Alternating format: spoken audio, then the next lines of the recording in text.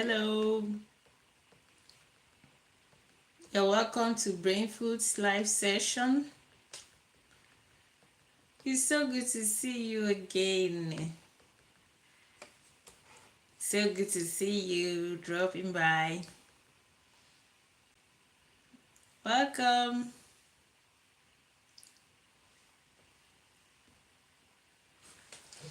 Thank you for joining us. Thank you. Those on YouTube, you're welcome. Thank you for joining us today. Those on TikTok, you're welcome.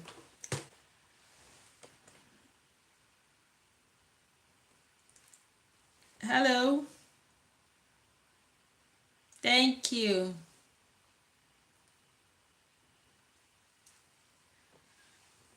You should accept your invite and come up. So good evening. Good evening. I could say hello because it might not be evening where you are. Thank you for joining us. It seems the background is noisy there. Is it okay? Okay, better. Can you hear me? Hello? Can you hear me? Yes. Okay. Okay, thanks for joining us. Good to see you. Good to hear you. Can you put on your video?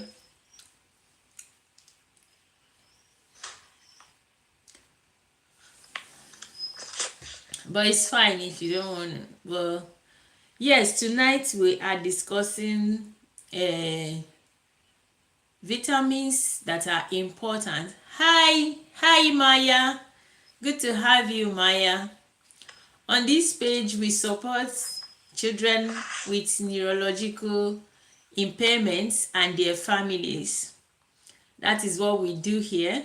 We try to help parents because each time a family gets a child with special needs, it can be a whole lot. We don't want to say they are trouble. They are not. They are just gifts. They are just one of those things that happen in life. I've come to believe. Thank you so much, J.L. Bryan. Thank you so much. I've come to believe that in life, everyone has something somewhere that they are battling with. It might not be a child with special needs, but it might be maybe marriage problems, maybe family problems, maybe, it could be anything. But every one of us is battling something. Hello, Dave. Thanks so much, Dave. So every one of us is battling something. But what we need to do for ourselves, for people around us, is don't make it worse than it is already. Especially for families with special needs children. It can be touchy. It can really be touchy, and the biggest challenge may not actually be what they are going through, but the reaction of people around them. So I used to tell people, if you meet a family like this, if you do not have anything to offer them, don't say anything. A lot of times, some people want to ask the mom or the dad, want to teach them the proper way of parenting and be like, oh, it's your fault that this child is like this. Someone once told me, don't you know where they sell cane? Buy a nice cane that the child I gave birth to will not disgrace me like this in public. Yes, those are their opinions. But tonight, thank you, Debbie K online. I'm so grateful. Thank you so much. I appreciate. After the program, I'm going to subscribe back to your channel. I appreciate it. Thank you. So at this point, we know that these are challenges that are going on, but what are we doing to make life easier for people like this?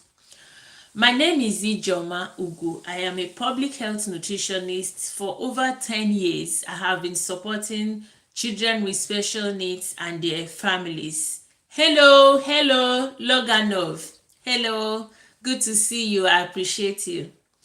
So I've been supporting families with neurodivergent children, and what has been very, very clear is that a lot of times after diagnosis, parents are lost. They don't know what to do. They don't know where to face. They don't know where to find help. Now, as a nutritionist and as someone with lived experience, I have put myself in that position that a lot of times to a family, I could be both nutritionist, I could be both therapist, I could be both psychologist. That doesn't mean I'm claiming to do all of this. What I'm only saying is that naturally you may not be able to help, but do things that you know would make life a little bit easier for these families. Then tonight, as a nutritionist, we are going to be discussing something that has been a challenge, not just to families with special needs children. Even neurotypical families find this difficult. Only yesterday at the office, my colleague was telling me that I was telling him that in my house we eat rice only once in a week, which is on a Sunday. And we do this so that children would at least know that yes, even their mom can even cook rice, because sometimes they may think it's because you don't know how to cook it. Yes, and then he was so amazed, and how is it possible that you eat rice only once in a week? What do you eat? I said there are foods everywhere. In fact, you can't exhaust the dishes around you if only you are conscious of them. Hi, Davy. You can't exhaust the dishes around you. You just have to open your eyes. You just have to learn. So the point I'm making is that a lot of families find it difficult to not in terms of availability, but how to mix match, how to join, how to innovate when it comes to food. And this has led to a lot of families finding it difficult to maybe make plans on how food can be presented to their children in a way that will provide them the best of nutrition. This is like a basic problem. But now there is another problem. Another problem is that there are children that no matter how wealthy their family is, no matter how wonderfully you present the food, no matter how tasty the food is, they will not benefit from that food. Why, you may ask? They will not benefit, one, because they might be having a condition that is making it difficult for them to eat those foods. Some of them are having what we call sensory sensitivities. I know some children that before they can eat any food, they will smell it. They will have to smell the food. And as long as that food does not smell like what they will eat, it's over. They won't even touch it anymore. I know some children that will eat only food that is crunchy in texture. So if that food is not as crunchy as what they want to eat, that is the end of it. There was a time, even now to an extent, my child would eat akara, bean ball, fried bean ball. She will eat only the one that is crunchy. So what we do is that at the end of the process, we will just be dropping the akara in the oil like pam pam pam, so that they come out as if they were like tiny pieces of chips, and then we call it akara chips, and those are the only ones she's gonna eat. So these are challenges that a lot of families with neurodivergent children are facing. Now, what we understand is that by not being able to eat all sorts of food, that child is already missing on nutrients. Oh, you want to get skinny? Don't worry, we are coming. We are going to talk about that later. So, by not eating everything you put on their table is already a challenge. Why is it a challenge? Because as much as possible, the child is no longer, taking in as much nutrients as he or she requires. Now, apart from that, that is physically happening. Apart from this, that is physically happening, there are children that when they eat those foods, there are a lot of things happening inside their body that is preventing that food from getting absorbed. I will take only one example, well, one after the other. This example, I am going to look at it from the angle of still physical impairment. A lot of children with special needs cannot chew food. If you are someone that has a child with cerebral palsy, for instance, you will know that this child will find it difficult to chew his or her food. That is already restricting nutrition to a large extent, because the child's diet is now dependent on you, the mother, being able to make the food digestible, which you may not always be able to do. And apart from that, even when he or she manages to eat, that mechanism of chewing, because what most parents will do in this instance is that they will now be blending the food. That will just be the only way after all. But that mechanism of chewing usually would trigger the production of enzymes to break down the food. So if that child drinks the food or sips his or her food, you have bypassed that process of activating the enzymes. So the food will eventually not be well broken down like it should have been broken down if the child had chewed it. If you're getting me, you will now understand that this also has reduced the amount of nutrition that that child is going to get. By not chewing the food, has reduced the amount of chemical activity that would have broken down that food. That is just one aspect. Another aspect to not chewing the food is that if you do not chew the food, you are the surface area to volume ratio of the food, meaning that the area that the chemical is going to act on will still be very small compared to the volume of the food. So assuming you have, this is supplement I want to show. Assuming you have this amount, this is your food now, and you swallow this food whole, the chemical is not going to be able to work on all the food that is inside this container. But if you broke this container into 4 places before swallowing it, it means the chemical is going to cover all the surfaces that are exposed, meaning that the chemical is going to digest more amount of food than if it was not chewed. So when a child has that impairment of not chewing food, it does not just limit his dietary varieties, it also decreases the amount of nutrients that is available for his body to use. It decreases the bioavailability of the food they are eating.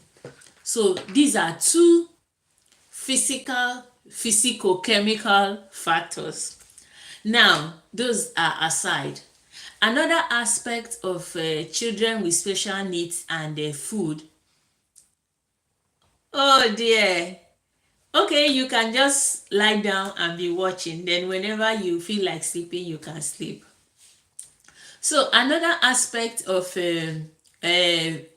neurodevelopmental challenges and nutrition is that sometimes these children lack certain enzymes, certain nutrients, certain hormones that might be essential in breaking down food.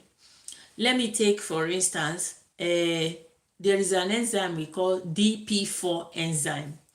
This DP4 enzyme is responsible for breaking down the protein that is found in wheat, which is gluten. Now, studies have shown that a whole lot of these children do not have that DP4 enzyme. So now, oh dear, that's so nasty. So now when a child consumes that food, for instance, aside the fact that this chemical could cause them opioid effect, it can also mean that that child has already lost that protein. There is nothing of that protein that will enter their body because it wasn't broken down. There was no breakdown. So the protein just goes through, gets into the brain and causes whatever unpleasant reaction it will cause, which is the opioid effect, and then it goes away. Sorry, I did is it that he's constipated? Your child is constipated. Is that what you want to say? Type yes if that's what you mean. Oh, okay. So we are still going to talk about that. Thank you for asking. Sorry, I misunderstood the statement before. So at this point, we have seen different scenarios where children may not be able to utilize their nutrients properly. We have seen the scenario where the child is not getting enough food because of sensory sensitivities, whereby they cannot chew, they don't like the smell, or they don't like the texture of the food. We have seen a scenario where the child eats the food, but because they cannot work on it properly, the food is not well utilized because the surface area to volume ratio is too high because he or she could not chew it. We have seen the scenario whereby because of some physical abnormalities, they are not able to eat the food. So they are left at the mercy of their carer to provide them whenever and however they provide it. We have also seen the scenario where the food gets in, but is not well utilized. So, ma'am, when you talk about the child not being able to poo, there are so many factors also that are related to what we are discussing that could cause a child not to go. The second one. Now, if a child does not chew food properly, there is a very high possibility that that child will also have constipation. This is because most times children that do not chew food properly, we usually, I'm not saying it is definitely, usually we see a case of mitochondrial dysfunction.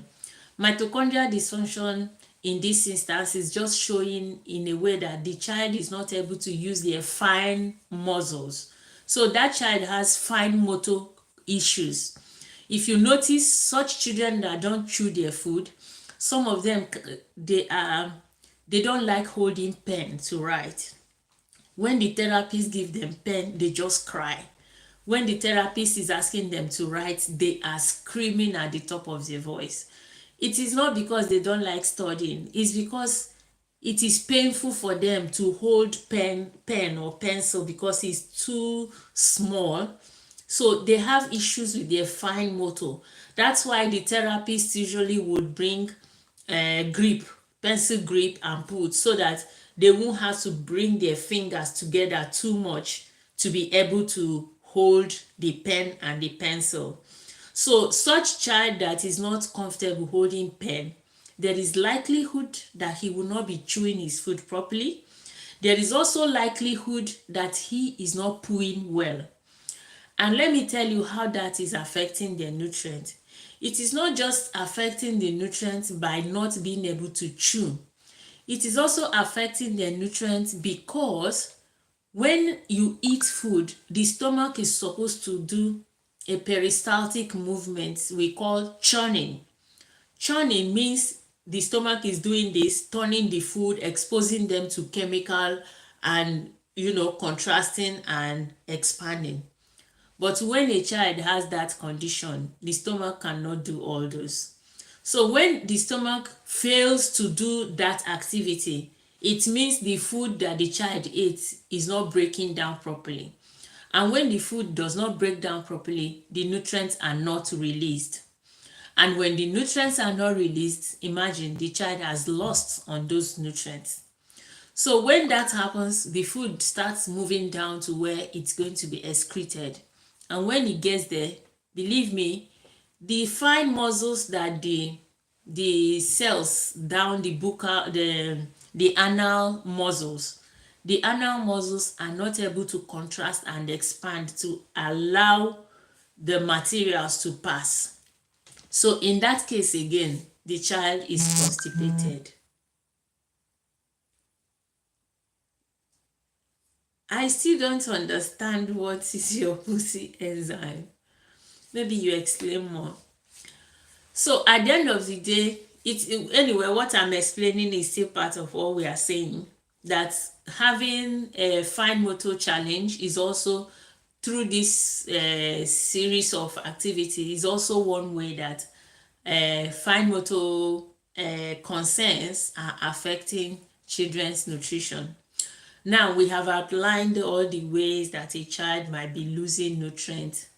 There is also what we call leaky gut. Leaky gut happens when there are holes in the stomach of children. A lot of people have holes in their stomach, but they are not aware. What do we mean by holes? It means that the walls of the stomach have been perforated from the inside to the outside, and that outside is leading to the bloodstream. So what happens when someone has leaky gut is that when they eat food, Davy, it's a consistency. I've done this for over years, so that's just it. So what happens is that when someone has a leaky gut, when they eat food, the food goes through those holes and enter the bloodstream. A lot of times people think that this is allergy. It looks like allergy because when the food enters the bloodstream, the blood now recognizes the food as toxin, not as nutrient.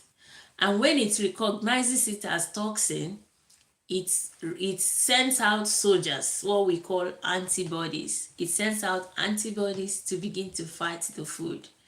And it is these antibodies that you feel like, oh my God, I'm allergic to this. Oh my God, I don't feel well when I eat this. Oh my goodness, this is not good for me. I'm never going to eat it again. No. In most cases, this is just your body fighting the food you ate because it entered through the wrong routes. Normally, food should be digested in the walls of the stomach. But when you have leaky gut, the foods pass through the walls and enters the bloodstream. And when it enters the bloodstream, the blood does not see it as food anymore. It sees it as a toxin. And it is really a toxin. We call it endotoxins. So now we have exhausted so many ways that the body is losing nutrients. Now we are going to talk about how do you support people? How do you support these children? Okay, Davy, how do you support these children to get the nutrients they need? Yes, a whole lot of times we do not recommend that you just pack supplements everywhere, just continue giving supplements. From what we have discussed, you can even imagine that sometimes if you give too much supplements, not even too much, if you give some supplements, sometimes the body still may not be able to utilize them properly. So you have to first of all start by finding out what is going on with your own child, because everything I stated here may not be happening in one person. Some might be happening, some might not be happening. You have to find out the exact challenges your own child, your own ward, or your own, the person you are attending to is having. Then when you find the challenge, how do you find the challenging the challenge? We run extensive, when I say extensive, I mean extensive medical tests. I tell parents, this is your, when you want to go out and you put on the direction on your GPS, that test is your GPS to your child's journey. If you haven't done it, you will just be running from pillar to post, from post to pillar. But when you do your medical test, it's like having a map in front of you. You know what is happening and why it is happening. So first of all, you run this test and you find out what is happening in your child's body. When you find what is going on in your own child's body, you work with a nutritionist. Of course, you still work with a healthcare professionals. I'm a nutritionist. We work with you to run the test. And then when you find this test, when you find the cause of this problem, you start, normally I would recommend you start healing the gut. You start healing the gut, you start restoring the integrity, you start, building it back, so that even when you get the right nutrition, your body will still be, the child's body or your body will still be in a good position to accept it and make good use of it. Because from what we have said earlier, you will know that it's not just about having the food inside you or inside your child. There has to be the right condition, there has to be the right situation for the food to be utilized. So now, if you have done your medical test and you have identified what is ailing yourself or your child, it is always good to, tackle it. And that is why we say nutritional interventions are usually very, very personalized. Personalized in the sense that what might heal this person might actually be harming this person.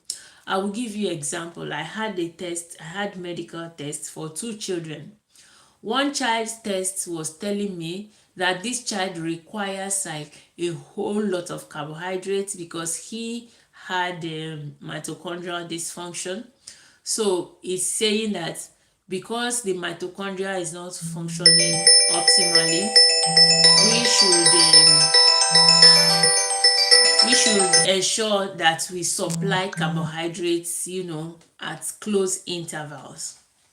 But now we ran the same test for another child, and the result is telling us that this child is not doing very well on carbohydrates. We should not, he's not going to do well on proteins. So for the first child, I was supposed to be offering carbohydrates like all the time, but the second child, I am not supposed to offer protein. So what we are looking at, we saw a child who had inborn errors of metabolism for some protein components, which is like in every protein. In fact, that was like the most difficult thing I had to do for a child, a growing child. You can imagine having to cut off a whole lot of protein sources for a body that is still growing. So this is just an example to tell you that everyone is so different that you'll be amazed even how siblings can be different. So tonight we have seen how several conditions, several situations, several events can lead to nutrient deprivation, nutrient malabsorption, nutrients, non-utilization of nutrients. So we are now saying, what is the best way to support these children? So like I said, we are not preaching over dependence on supplements, but we are saying, having looked at all of these things that are causing a loss of nutrients and non-utilization of nutrients in special needs children, don't you think it is right to support them with supplements? Yes, it is right. But remember, I said you have to do your assessment properly. You have to find out what is happening and the right supplements to use to support them with whatever is going on. Now, when we talk about the right supplements, if you go to our page, you will see where I had stated earlier some of the right nutrients. We say magnesium supports sleep and calmness. It's calming and supports sleep. You will see where we say the omega-3 reduces meltdown. Omega-3 is for fewer meltdown. Where we said iron, yeah, is for sleep also, and zinc is for immunity. Yes, all those things we stated them there. But now, as much as we have all these, those are like the major 5 ones. There are still basic ones that normally we have identified as key nutrients that these children need. Most times we offer them not because they are not having it, but because there is something that is happening in their body that is preventing them from having them available.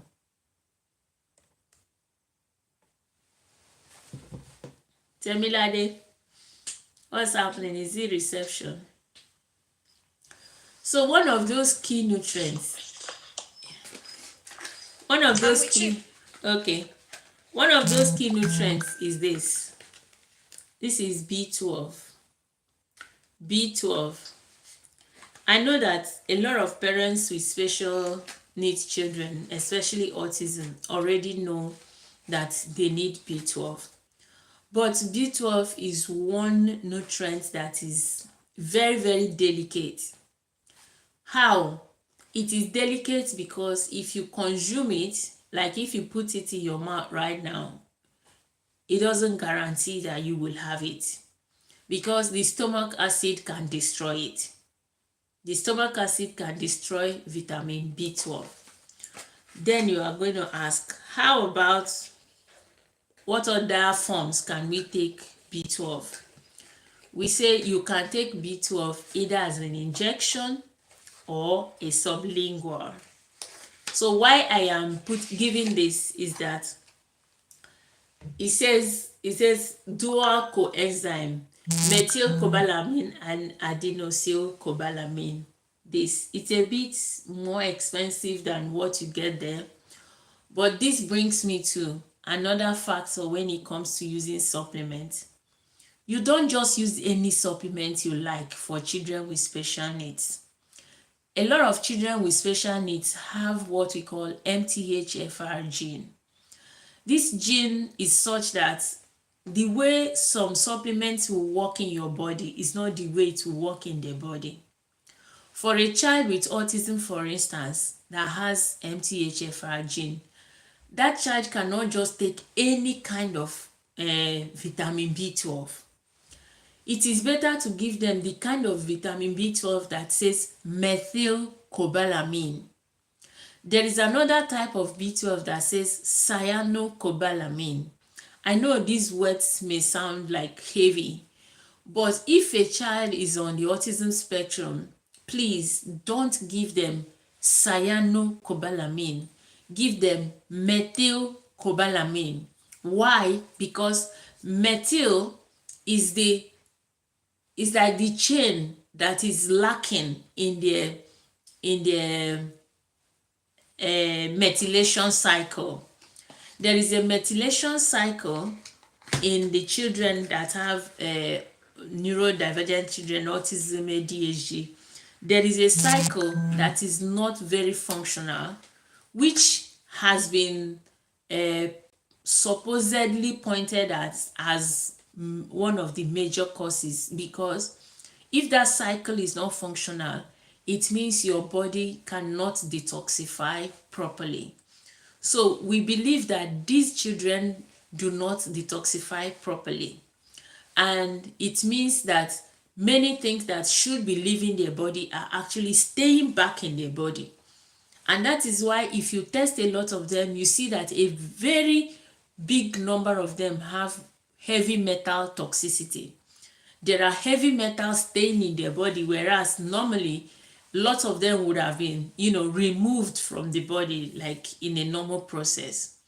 So if you're giving your child, if you want to give your child vitamin B12, please check for the one that has methylcobalamin.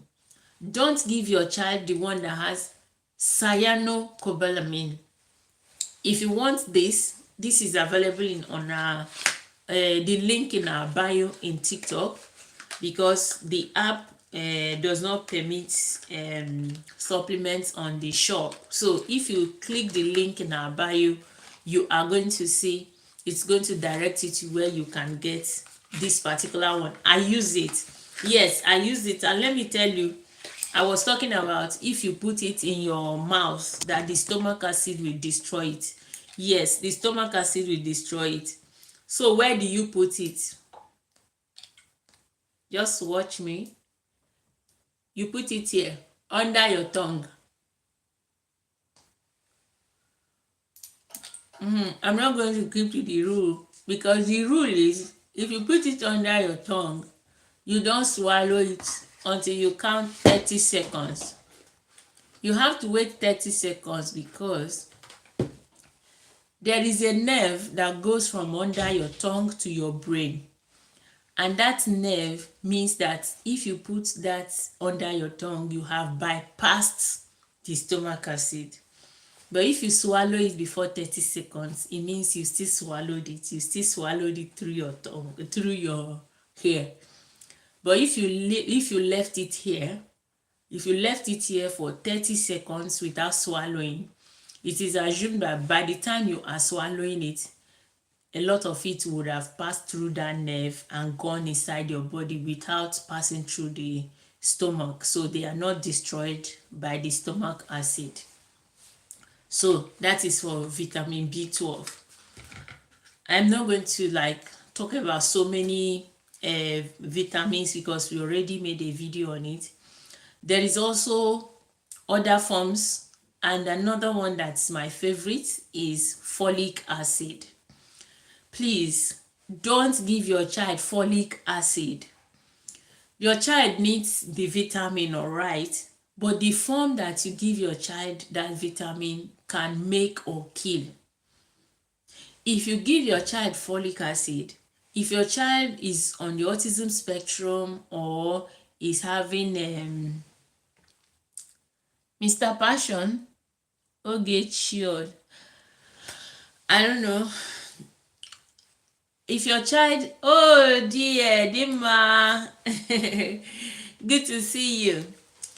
If your child is having autism or having any other form of neurodevelopmental challenge, don't give them folic acid. Please give them folate. Folate is the natural form of folic acid. Folic acid is the chemical form. And folic acid is what they call agadagbachiruso in my language. It means that I will not pass and you will not pass.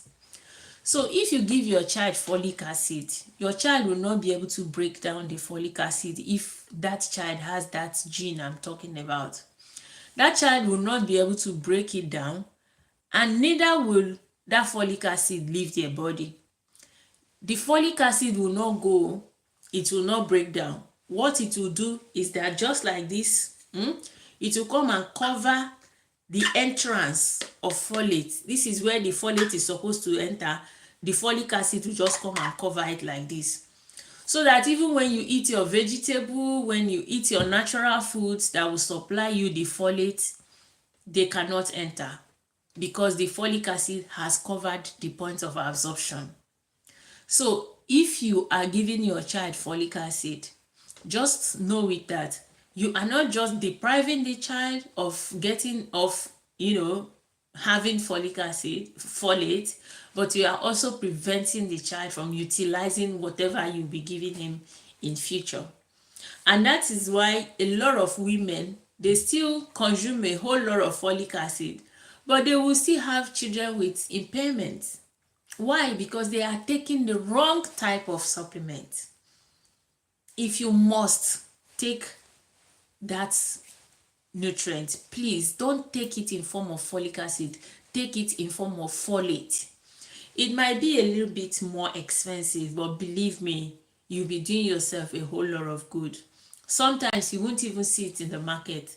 You go to the pharmacy and all the pharmacies have is folic acid everywhere, because that's the cheapest, that's the most affordable, and that is what people are asking for, because they don't know.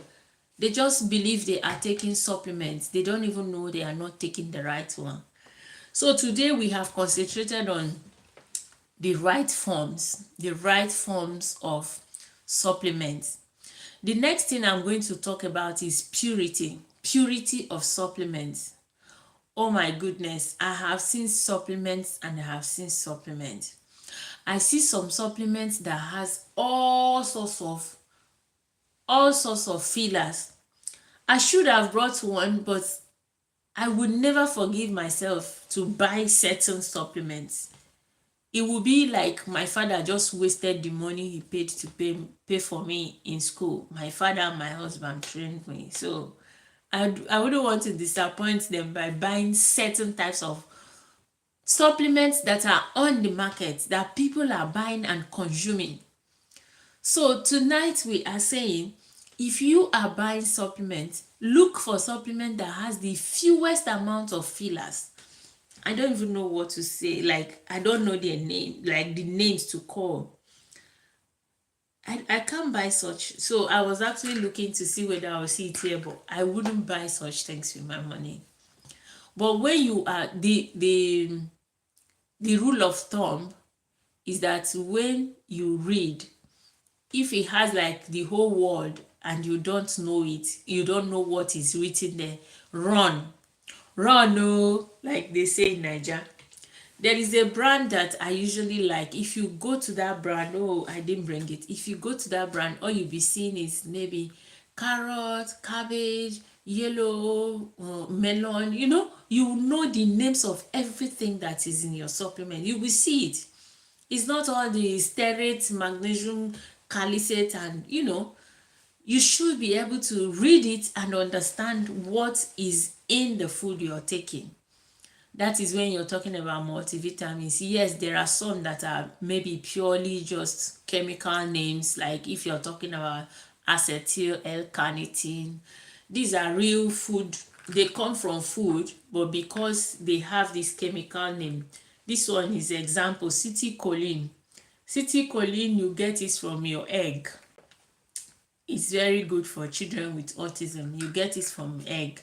So this one, for instance, you may not see the real name, but yeah, this is the name. But just for you to see, there are practically no extra ingredients that are added.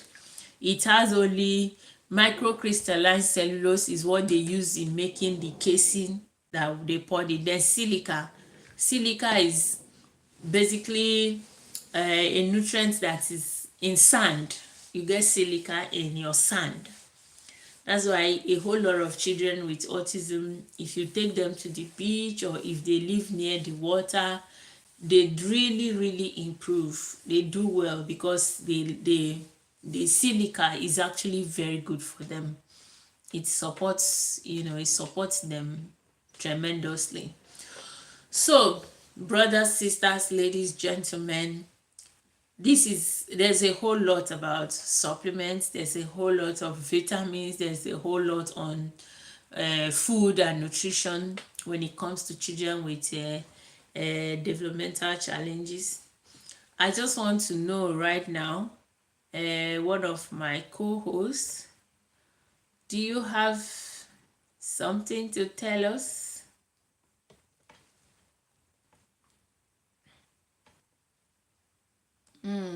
I think she's not here now.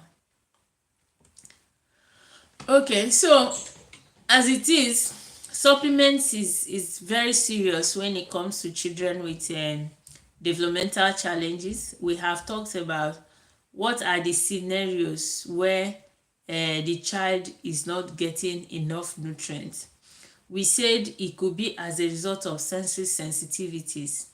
Sensory sensitivities where as long as food is not the smell they want, most of them will bring the food and try to perceive it. As long as the smell is not what they want, that one passes. It is no longer for them. Another sensory sensitivity is that a lot of them want to eat food that is crunchy. As long as that food is not crunchy, they will not eat it. And each time they fail to eat food, it becomes a nutrient lost. And then we talked about how after consumption, some of them, their bodies cannot utilize the food properly because they may not have the enough energy to chew the food in order to break them down properly for the enzymes to work on them. And even outside, when it has passed the mouth, there's also possibility of the stomach walls not working properly to break down the food further, to expose them more to the enzymes for digestion.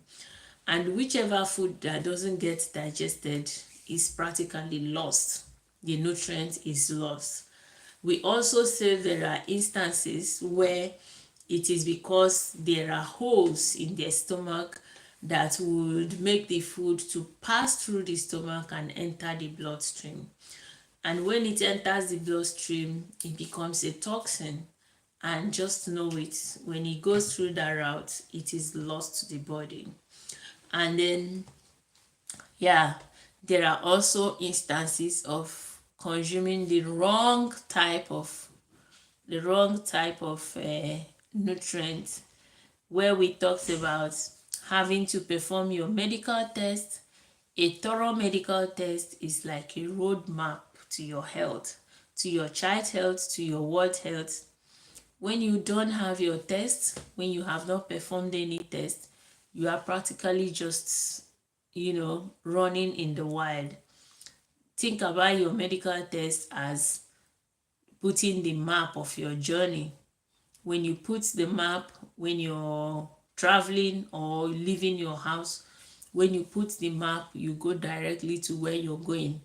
But if you do not put the map, you could run around the city for 1 hour, you will find your way. So think about the medical test as a map of your journey, of your child or your world or yourself. If you are about to embark on this journey of wellness, this journey of support, this journey of, health recovery, you have to run your test and know what is ailing you, how it is ailing you, and what needs to be done. Thankfully, most of these labs that I use laboratories in the US, I use laboratories in the UK, I use laboratories in Nigeria. Most of these labs will break it down so much so that even a layman should be able to decipher some of the things. But we will always be there to support you, to say this is what this means, because people sometimes, even though the words may not be very complicated, but just because it's not something you are familiar with, you just find it, cumbersome. So that is what we do. We support you to start from the beginning till you can hold yourself. We don't say the end, because at some point you also get to know the things you have to do, how to do it, and you become a guru. And guess what? To guide you on this tour, we have created a course, oh my goodness, if I had that course, I wouldn't have studied 3 master's degrees. If I had that type of course at the beginning of my journey, I wouldn't be going to school to spend years to study. I have curated all that I have learned. Over 20 years of my life, I have been studying health and nutrition. I have put everything together in one single course, and it's not even expensive.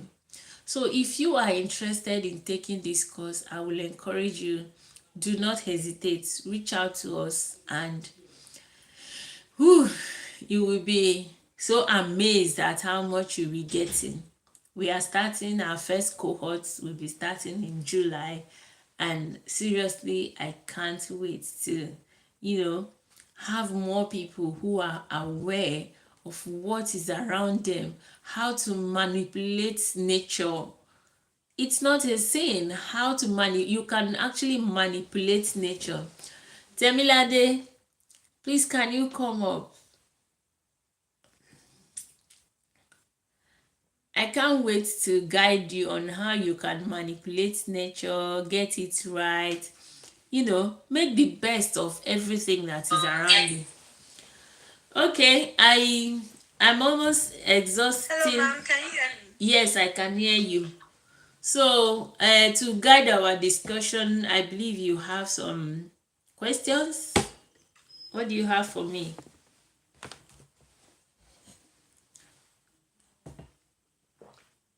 Okay. Thank you very much for the conversations. So I'll just be asking a few questions that our viewers could benefit from. So in case someone just asks, what exactly does neurodivergence mean? When we talk about neurodivergent children, can you shed more light on that? Okay, there has been a whole lot of discussion online, offline, where people are believing that that word has been misused. Misused in the sense that it makes, because it's a big spectrum, it's a huge thing. It can start from someone not just being comfortable in a social gathering to a child not being able to even know that they need to ease themselves. So it's so wide that a lot of people are beginning to get angry that it is being trivialized. But in a general sense, it just means people whose neurological state is not typical. Typical in the sense that if there were 20 people and everybody were going to do something the same way, like if there was a door that everybody would have to pass, that this particular set of people, when they get to that door, they may not like passing it. So the person may just want to jump through the window. This is just an instance. It doesn't mean that's how they behave. So neurodivergent just means someone whose neurological system, neurological functioning is not typical. We don't use the word normal because nobody is normal after all. So this neurodivergent, to a very lesser extent, could involve people who are like high functioning autism, people who are just, not, that maybe in school children may call freaks, just people who are not socially comfortable. And then it might also mean, to a very deeper extent, children who are mentally impaired. Children and individuals, adults, adolescents who are mentally impaired. Mentally impaired to the extent that they cannot even support themselves through everyday challenges. So when you talk about neurodivergent, it's a big picture, just capturing people who would rather not do things typically, the typical way. But sometimes it might involve things that are a lot more serious. And then sometimes it's just as simple as people not being comfortable in a social gathering. Yeah, thank you.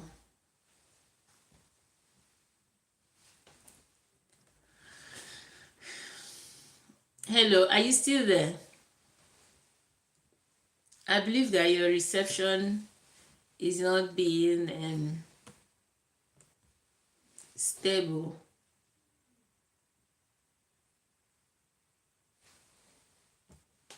So she was basically trying to understand what neurodivergent means.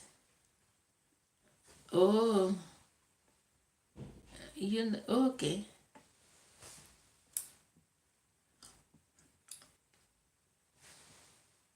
You're in again, yeah. So she was basically trying to ask what neurodivergent means, and we said it entails a whole lot. It can be as simple as someone not just wanting to be in a public, and it can be as complex as a child who is not even able to support oneself through basic everyday self-help. So a lot of people are of the opinion that the word is being misused. Okay, I'm back now. Can you hear me? Yes, I can hear you. Okay. Sorry, the network has been so unstable. I understand. Okay, can I go on with my questions? Yes, please. Okay. Thank you very much for the first explanation. Actually, the term is a very broad one, and it has different spectrums, different ranges, and all of that. Definitely. So, another question I would like to ask is, for a pregnant woman who might be having fears of carrying a child who might be neurodivergent and all of that. So could there be risk factors that are associated with this condition? And if there are, how can such women avoid stuffs like that? Well, as much as late as this night, nobody has really, well, some okay, say something like autism, nobody has really said this is definitely what causes autism. It's been found to have multifaceted causes and challenges and everything. What might cause one person's might not be what's causing the others. So for autism, for instance, there is no cause. I'm starting from cause for us to now look at ways to avoid. Then there is also maybe things like maybe Down syndrome. Normally it was purported that it was caused by parents who are older than average, but that's no longer an issue now, because we see couples 25, 24 having children with Down syndrome. So a lot of times we don't know what causes it, but the bottom line is that a woman who has this fear should not start fearing when she's pregnant. There are some that you can find out the risk factors you asked, but there are some you could fear when you are pregnant, but a lot of them I ask, you say how we can mitigate the risk factors is that I'm not being selfish or being overemphasizing nutrition, but I am saying that a woman who thinks that she might, even in the slightest chance, give birth to a neurodivergent child should look at her nutrition. You are a nutrition student, you have studied nutrition through life cycle. So it happens that when a woman conceives of a child, at that point that she is beginning to feel like she's pregnant, the child is already fully formed. So what we are saying is that the first step to mitigate whatever is happening is that you try and get your nutrition right before conception. Because what happens during ovulation is that your body prepares like a bed of nutrients. Your body prepares like a soft bed of nutrients where the cells will form and fall into the bed of nutrients, and they feed on that bed of nutrients and continues to develop. So a lot of women start taking the multivitamin or prenatal when they have already realized that they are pregnant. And believe me, by the time a woman realizes that she's pregnant, the baby is already formed. So what we are looking at is now development. So how do you mitigate this challenge is that you start preparing your body to carry a child before conception, so that by the time you are the child is being formed, the nutrition is already optimal. You have optimal supply of nutrients, so that the child gets into the nutrients and everything they need for their growth and development is intact. That's why they start women on folate long before they want to start trying for a baby. So this, from my own angle, is how you can start mitigating. Also, exposure to toxicants. A lot of people work in environments that are very toxic. Say for instance, a man is working in a factory where he's handling aluminium every day. So that could be a challenge. It could be a challenge in the sense that that man is always exposed to heavy metal, and this can be a factor when he is trying to fertilize the wife. So these are a few things. Toxicity can be a challenge. uh, Lack of proper nutrition can be a challenge. So as far as I'm concerned, and don't forget, the lack of toxicity can come in several forms. It can come from the air, it can come from the food, it can come from the water, it can come from the bed you are lying on, it can come from the AC that's in your room, it can come from body spray, hygiene products. So if a woman is planning to have a child, she should look at all of these things together and start getting them right before conception. This may not be like an outright solution to not having a child with a neurodevelopmental challenge, but it is something that would improve your chances of having a child that is at least neurotypical. Did I make sense? Yes, thank you very much for the elaborate explanation. So, another question I would like to ask is, what advice do you have for families, mothers, fathers who have children with this condition? And a lot of people might think it's the end of the world.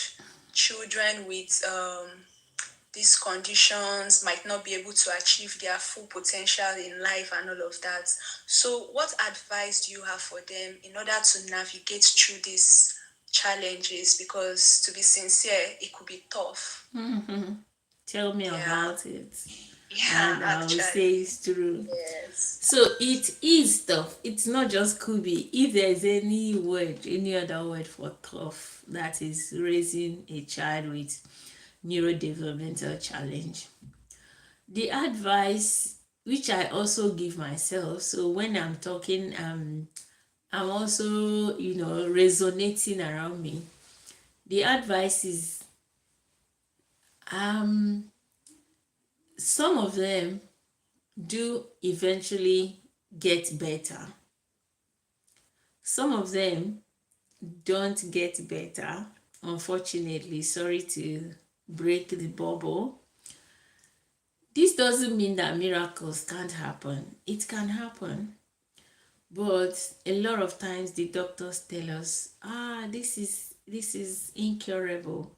But we've seen children who has come from 0 to 100. Some of them one day like this, they will just snap.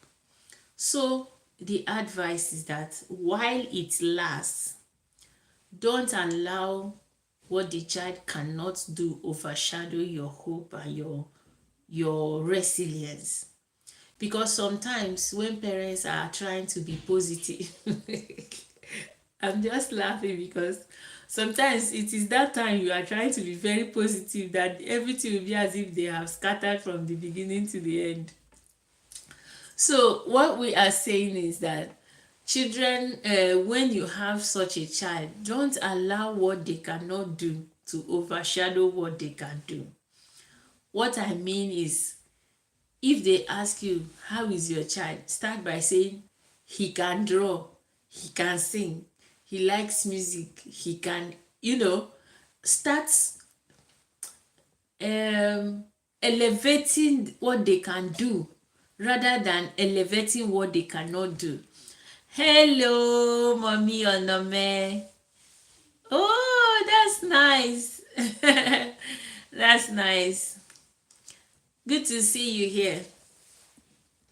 So we are asking, what do we tell parents with such children? We say start elevating what they can do over what they cannot do. So assuming you look at your child, don't say my child cannot draw, my child cannot sit, my child. If your child cannot sit, I'm sure your child is probably can see. So you should be like, oh, my child can see, my child can talk, or my child can. Oh, so sorry about that. I can imagine. I can imagine. So on keeping your mind positive like that, you can actually begin to even identify. Oh, okay. All right. I understand. I understand. It's okay. So the point of this is to identify their strengths. Identify their strengths. A lot of them usually have some talents hidden in them. It is not all of them. I'm sorry that sometimes when people just say that someone has autism, oh, that means he's very, very intelligent. That means he's a genius. That means he will discover this. It's not always the case. Some children have some comorbidities that may not allow them. Oh, darling, thank you. Thank you. Thank you. I appreciate it. So it doesn't mean that all of them have those strengths or abilities like Isaac Newton or Albert Einstein. No. But what we are saying is, if you observe your child, some of them like singing, try and channel your child along that singing. If you know that your child probably likes, maybe some of them may like game, maybe not by choice, but because because you are not present per se, you're not able to always have time with them, you channel them into computer. If you realize that the child somehow can navigate and do stuff that is amazing on the computer, identify it and try to channel that child into that thing that they enjoy doing. So the advice at this point is, don't dwell so much on their negativity, their what they cannot do. Try to elevate more what they can do. Look, observe, identify. What is it that they do better? What is it that they enjoy doing? What is it that they excel in? And then use it to brighten, because a lot of them, it is through what they love that other things start coming out. So when they are doing what they love, the child sometimes may not even know when they start speaking. If it's a child that is pre-verbal, you won't even know when they start speaking, and they start speaking. So what we are saying, what I say to them is that, as much as we know it's not an easy journey, it's not easy from any ramification. Don't just dwell on the negatives. Try to identify the positives. Try to elevate the positives, and try to expand on the positive. That's just my advice. I can't capture the challenges that parents are going through, and each child is different. Just as each child is different, their own challenges are different. But what I can tell is that instead of dwelling on the negatives, it's better you dwell on the positive and start trying to capitalize on it, extract it, elevate it, and develop it. Thank you so much, the star. Thank you. Thank you. So if you are a parent out there and you have a child with additional need, it's not the end of the world. It can be tough. It can be tough, I tell you. Say it again and it will still be true. But please try to dwell more on the positive than on the negative. Thank you very, very much for the discussion, for the time and the enlightenment. Thank you.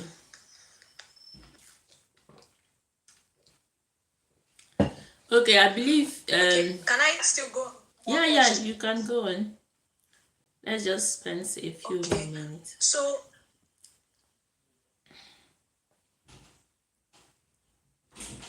enjoying the time here.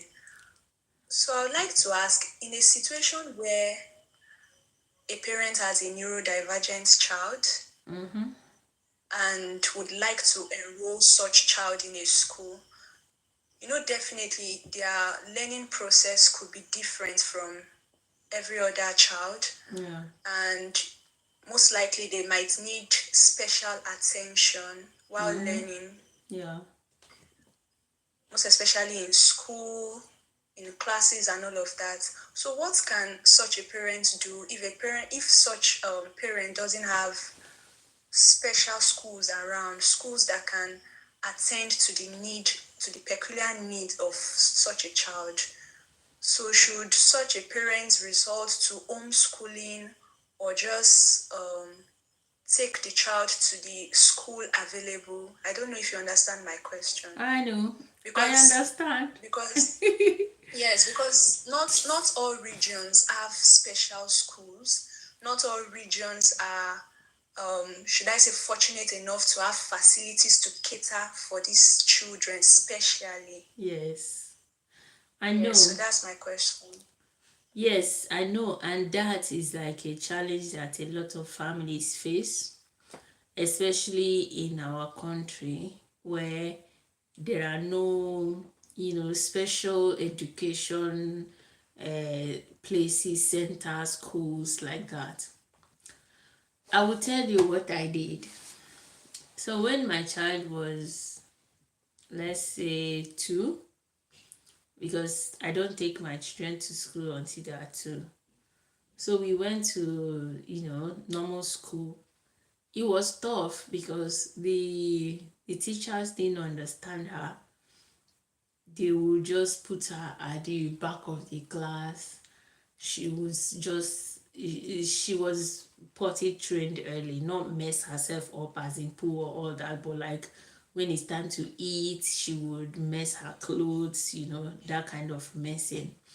And the day that it struck me like a thunder was the day there was a school party, and then the class teacher was like, "Madam, abeg carry your child, I no get her wahala, I no get time for her wahala." Oh my goodness, it just dawned on me that a lot is really going on behind our back. And this is a challenge that a lot of families are having. You take your child to school, something is telling you that this child is not included. They just put him or her on one side, and when it's time for collection, they will just dust your child.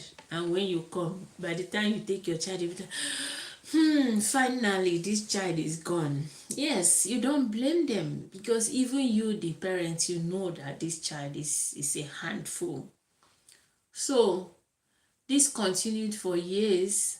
And what I'm going to say is is a bit far-fetched because not everyone can actually afford to do this, but this was the only thing that eventually gave us a sort of, closure. So what happened was that it kept going on. You could see the disgust in the faces of teachers. If you needed to change school, nobody is going to take them. It took me going to school to beg them that I will come and be delivering seminars for all the teachers for them to learn how to support these children. So at some point, what we did was that we started employing our own facilitators. We would pay someone, a facilitator, that would be in school with the child. So as the child is going to school, the facilitator is also in school. So the facilitator sits with the child in class, and then when the child needs attention, or when they are going into a meltdown, or just when they need something, the facilitator takes them. Even if the class is becoming too long, the facilitator can just take the child outside, or after the class, the facilitator takes the child. Oh dear, please, you can sleep. So after the class, the facilitator may just take the child to a separate room and try to, you know, uh, teach whatever was learned in the class again. So, but it wasn't just about the learning, it's about the fact that that child is receiving attention of someone. Because now, as much as you want the school to look after the child, you should also just think about it. If a teacher has 25, 30 students to look after, and your child really needs attention, I mean, it will be impossible for that teacher to leave 28 and just pay attention to your own child. So at some point, we just realized, you know what, this is not working. Good night, Davy. So this is not working, and then we had to employ a facilitator. Homeschooling was not an option for us, because for you to homeschool, you have to have the facility, and you, the parent, has to not have a job. You cannot be going out. You just have to be home from morning till school closes, because you have to be there for the teacher to come and take your child. So it was a very difficult one, but this is what we did. Like you asked me, what can parents do? What we did was that we employed a facilitator who was going to school every day with the child. The facilitator is not employed by the school. The facilitator was employed by us and is accountable to us. So she has to tell us, she has to write reports every day about what happened in school. At the end of the week, we have to talk about how did this week go, what can we do better, what is happening, and that way the child was getting the attention they need. However, in developed countries, the council kind of takes care of such things. If the child is still in mainstream school, the council may still provide an extra support that will be going to stay with him or her in school. And if it becomes really, difficult, they may send the child to a special school. So it's two different words altogether, but none of these things make it any easier or any lighter on the families. So what people do where there are no special schools is that they kind of takes it upon themselves to employ a facilitator that will be attending classes with the child on a daily basis. Temilade, I don't know if you're still there. Okay.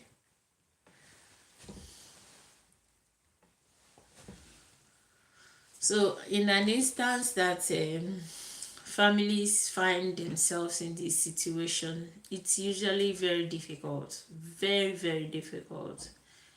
And it takes a family of a little bit above average income to be able to pay a facilitator to be there every day. It wasn't cheap, not cheap at all.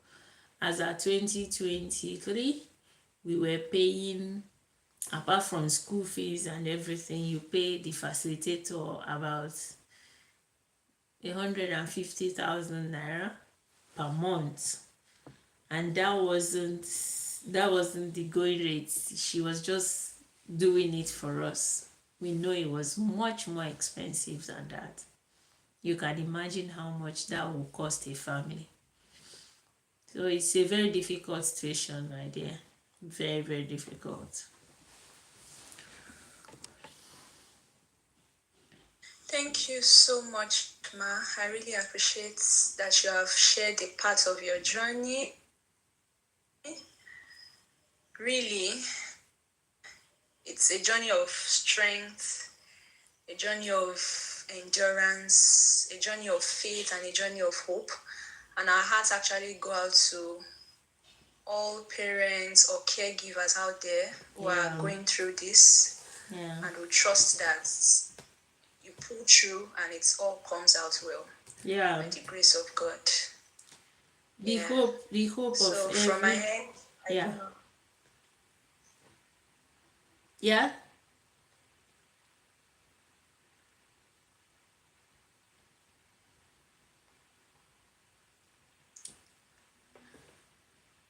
Hello, Temilade. Okay, I was just saying that the hope of every family with a special needs child is that it gets better. And true, it does get better. It does get better. Even though with age, one thing I have to tell parents is that we have to be conscious of their age. Because if your child is, for instance, a teenager, and that child is a special needs child, just because they don't reason like teenagers, you might be compelled to continue treating them like the age they reason. Meanwhile, inside their own heads, they know they are teenagers. They know they have come of age. They have started demanding for respect. They have started demanding for things that you know that if this child were neurotypical, these are the things he or she will still demand. So there's usually this conflict. Some of us that have boys, when the boy is like jumping around and playing just like a neurotypical boy would have played, the parents will be like, oh, my child is so hyperactive, and then you'll be like, when did he stop being a boy? When did he stop being a child? As a child, especially a child who's a male child, they are bound to jump around. But we still know when this one has really gone out of normal. So, but the point you are making is always be conscious of who they are first before looking at their diagnosis. Don't always let the diagnosis come before the person. Always be conscious that this is a person who is this, either this gender or this age, and these are things that I would have normally seen in this child even if they were neurotypical. So before we leave, we have a lot of things to offer you. We have our supplements shop. You can get them by clicking the link in our bio. You will get the best types of supplements. Like I have explained, it's not just any type of supplement you put in the body of your child, especially if your child is a neurodivergent child. And we have a course, we have curated the best of everything you need to know about holistic health for the neurodivergent child, which we are going to start by July. And every other safe and clean types of materials, supports, equipment that you might require, like jumping castle, like squishy balls, like heavy blanket, weighted blankets, everything that a family with special need child might require to get by or to make life easier, like clean type of pots and a lunch box. You can't just pack your food in any kind of lunch box, especially if your child is neurodivergent. Some of them can be leaching heavy metals or plastic into their food. So we get the best, we gather them for you, and we put them together in our TikTok shop. So if you are looking for the right kind of materials, right kind of equipment, right kind of cookwares, right kind of utensils, don't hesitate to visit our shop. These things are selected based on knowledge and selected based on what we know is right, not just for the whole public, but for people who are differently abled. We have selected them for people who are neurodivergent and might not be like the whole public.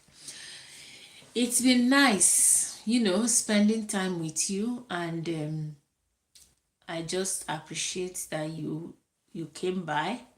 Thank you, user 732.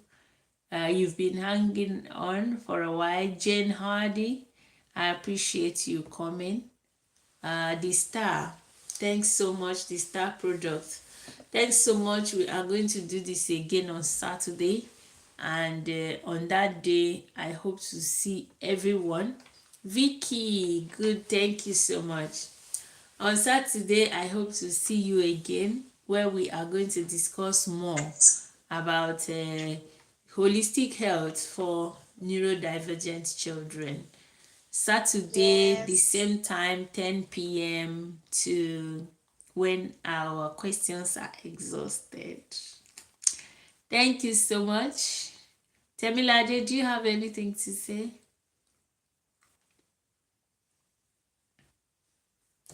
Oh, we've lost you again. That's okay. All right. Good night, everyone. See you again next week. Tap the screen for us. I didn't even remember this. Tap the screen and let's get 1,000 likes. Thank you, YouTube. Thank you. Have a good evening. Yes.